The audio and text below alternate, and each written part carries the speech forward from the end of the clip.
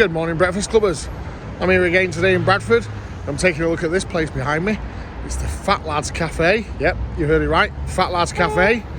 They serve a full English breakfast, so we're going to check it out. Let's go.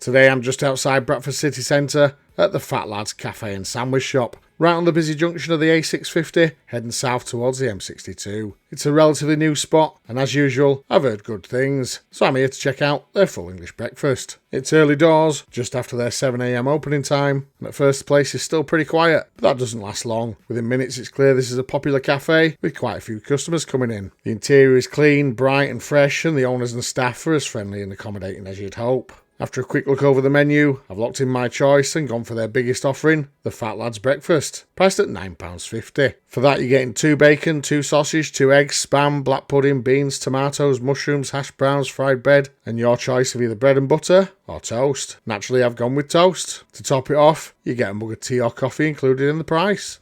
In case you missed it in the last one, a few of you have now been asking about a little bit of merch. Yes, we do have some on the way very soon. Designs are being worked on, and some items should be available in the next few weeks. So keep your eyes peeled for our shop launch. Okay, that's it for the merch plug. So after a short wait, our breakfast arrives, and it's time to tuck in.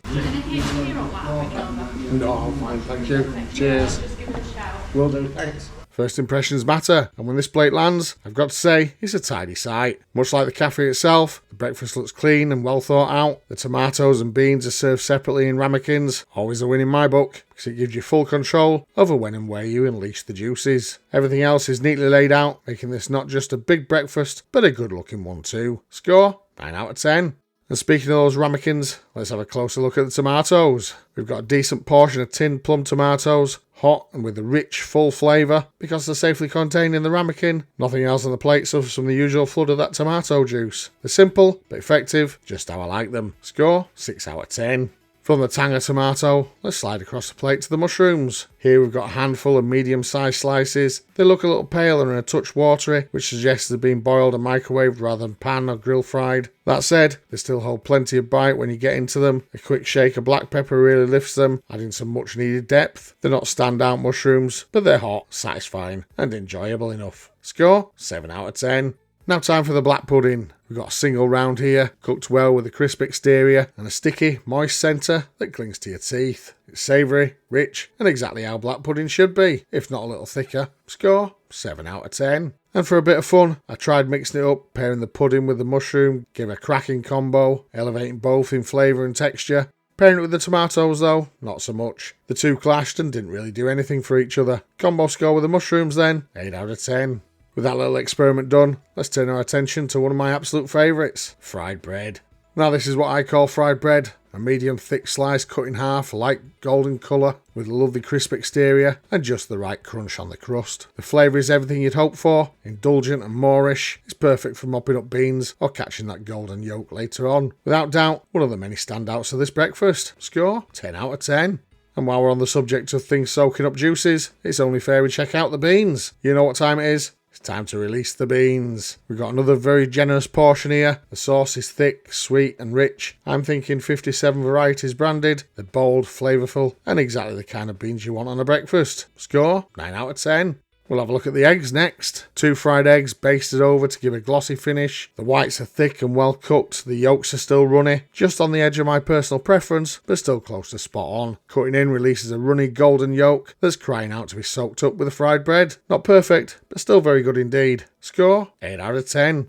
Now let's check in on the toast. 2 medium slices of standard white loaf, lightly toasted and well buttered. By the time I get to them, the butter has melted through, giving a mild salty taste. They're excellent for scooping up egg yolk, and while not fancy, they absolutely do the job. Score? 8 out of 10.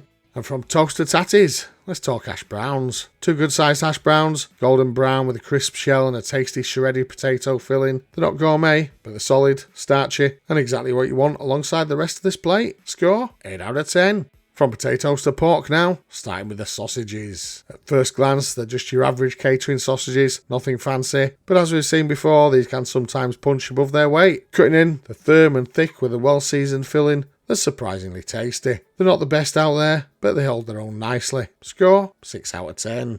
Now for the wild card on this plate, the Spam. And just look at the thickness of this slice. I don't think I've ever had a chunk of Spam this thick on a cafe breakfast before. It's fried perfectly on both sides, soft and moist in the middle, and brings that classic salty meaty flavour we all know. Again, it's indulgent, nostalgic, and utterly delicious. Score 10 out of 10. Finally, let's see if the bacon can match that standard. 2 rashers of thick, meaty bacon. The fat on the cap is cooked until crisp, giving that deep, salty hit, while the loin is thick, juicy, and packed with flavour. Every bite is satisfying and well balanced, making this some of the best cafe bacon out there. Score 9 out of 10.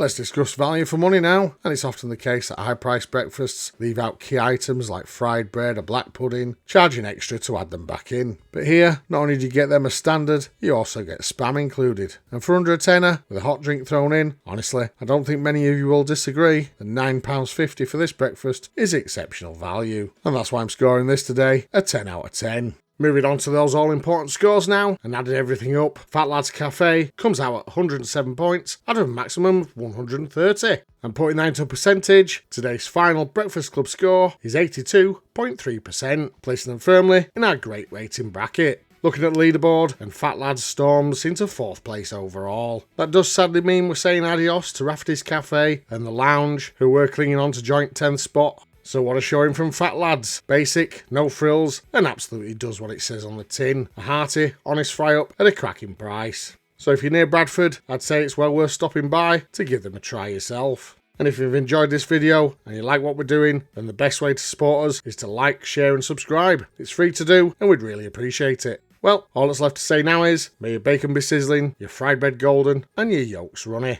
Thanks for watching, bye for now. So that was my breakfast here at Fat Lad's Café this morning. I'm going to say I thoroughly enjoyed that one. Hope you did too. I'll see you on the next one. Thanks for watching. Bye for now.